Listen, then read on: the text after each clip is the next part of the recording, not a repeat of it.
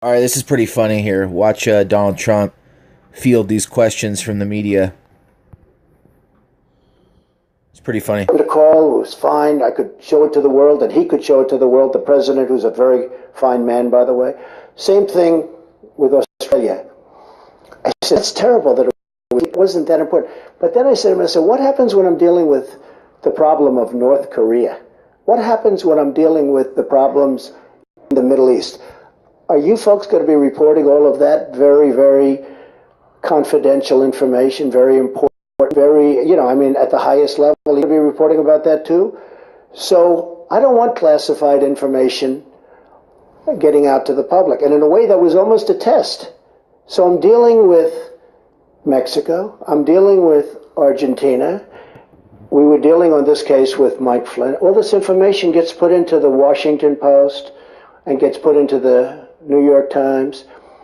And I'm saying, what's going to happen when I'm dealing on the Middle East? What's going to happen when I'm dealing with really, really important subjects like North Korea? We got to stop it. That's why it's a criminal penalty. Yes, John? Thank you, President. I just want to clarify a very important point. Can you say definitively that no one on the campaign had any contact with the Russians during the campaign? And all of these, is it fake news or are these real leaks? Well, the leaks are real. You're the one that wrote about them and reported them. I mean, the leaks are real. You know what they said. You saw it. And the leaks are absolutely real. The news is fake because so much of the news is fake. So one thing that I felt it was very important to do, and I hope we can correct it, because there's nobody I have more respect for, well, maybe a little bit, but than reporters, than good reporters. It's very important to me, and especially in this position. It's very important. I don't mind bad stories. I can handle a bad story better than anybody, as long as it's true. And, over a course of time, I'll make mistakes and you'll write badly, and I'm okay with that. But I'm not okay when it is fake. I mean, I watch CNN, it's so much anger and hatred, and just the hatred. I don't watch it anymore because it's very good. He's saying no. It's okay, Jim. It's okay, Jim, you'll have your chance. But I watch others too. You're not the only one, so don't feel badly. But I think it should be straight. I think it would be frankly more interesting. I know how good everybody's ratings are right now, but I think that'd actually be better. People, I mean, you have a lower approval rate than Congress. I think that's right. I don't know, Peter, is that one right? Because, I think they have lower than Congress. But honestly, the public would appreciate it. I'd appreciate it. Again, I don't mind bad stories when it's true. But we have an administration where the Democrats are making it very difficult. I think we're setting a record or close to a record in the time of approval of a cabinet. I mean, the numbers are crazy. When I'm looking, some of them had approved immediately. I'm going forever. And I still have a lot of people that we're waiting for. And that's all they're doing is delaying.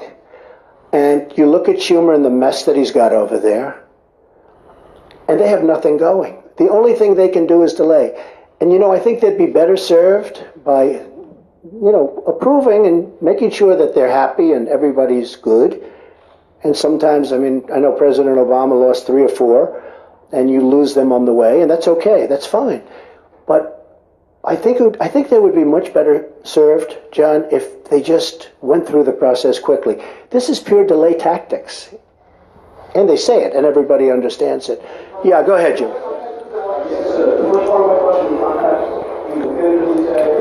Well, I had nothing to do with it. I have nothing to do with Russia. I told you.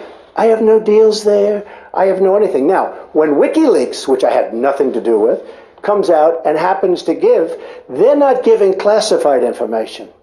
They're giving stuff, what was said in an office about Hillary cheating on the debates, which, by the way, nobody mentions. Nobody mentions that Hillary received the questions to the debates. Can you imagine, seriously, can you imagine if I received the questions? It would be the electric chair. Okay? He should be put in the electric. You would even call for the reinstitution of the death penalty, okay? Maybe not you, John. Yes, we'll do you next, Jim. I'll do you next. Yes? Sure. No, I didn't. No, I didn't. No, I didn't. But Mike, excuse me. No, I fired him because of what he said to Mike Pence. Very simple. Mike was doing his job. He was calling countries and his counterparts. So it certainly would have been okay with me if he did it. I would have directed him to do it if I thought he wasn't doing it. I didn't direct him, but I would have directed him because that's his job. And it came out that way. And in all fairness, I watched Dr. Charles Krauthammer the other night say he was doing his job.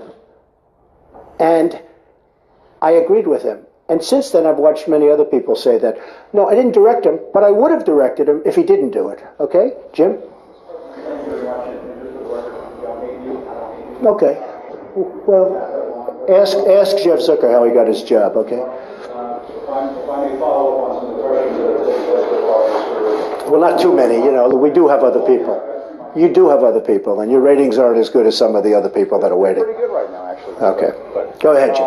If I may ask, sir, you said earlier that Wikileaks was revealing information about the Hillary Clinton campaign during the election cycle.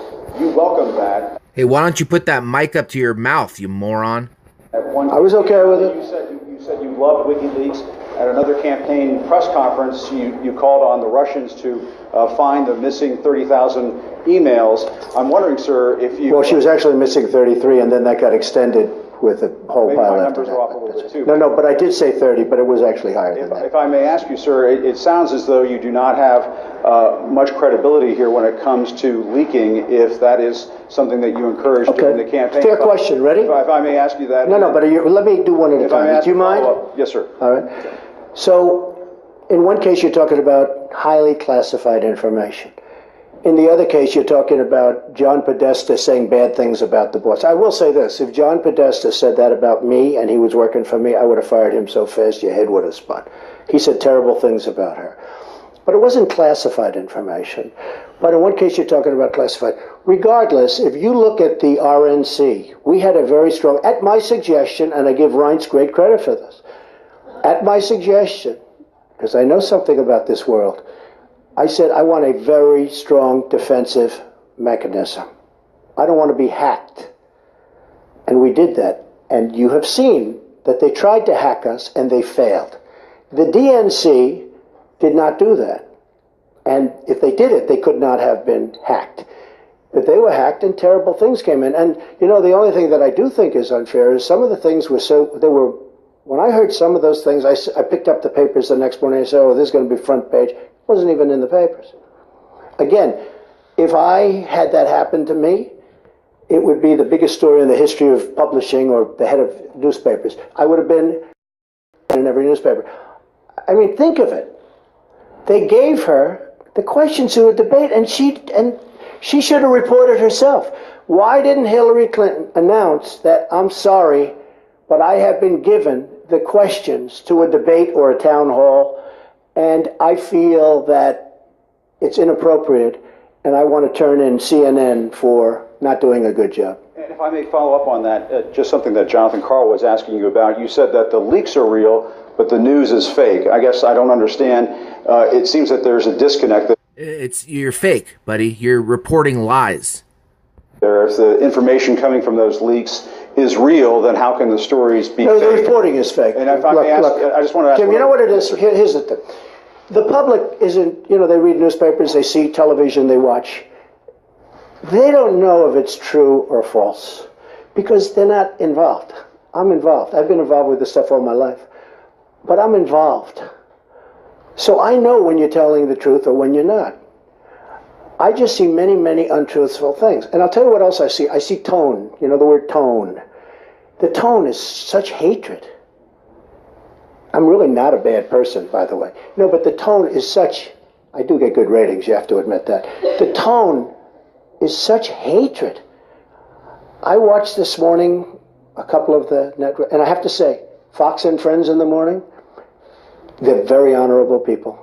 They're very, not because they're good, because they hit me also when I do something wrong, but they have the most honest morning show. That's all I can say. It's the most honest. But the tone, Jim, if you look, the hatred, I mean, sometimes somebody gets, Well, you look at your show that goes on at 10 o'clock in the evening. You just take a look at that show. That is a constant hit. The panel is almost always exclusive anti-Trump. The good news is he doesn't have good ratings, but the panel is almost exclusive anti-Trump. And the hatred and venom coming from his mouth, the hatred coming from other people on your network. Now, I will say this. I watch it. I see it. I'm amazed by it. And I just think you'd be a lot better off. I honestly do. The public gets it, you know. Look, when I go to rallies, they turn around, they start screaming at CNN. They want to throw their placards at CNN, you know. I think you would do much better by being different. But you just take a look. Take a look at some of your shows in the morning and the evening. If a guest comes out and says something positive about me, it's brutal. Now, they'll take this news conference. I'm actually having a very good time, okay? But they'll take this news conference. Don't forget, that's the way I won. Remember, I used to give you a news conference every time I made a speech, which was like every day. Okay? No, that's how I won. I won with news conference and probably speeches. I certainly didn't win by people listening to you people, that's for sure. But I'm having a good time. Tomorrow they will say, Donald Trump rants and raves at the press. I'm not ranting and raving. I'm just telling you, you're dishonest people. But I'm not ranting and raving. I love this. I'm having a good time doing it.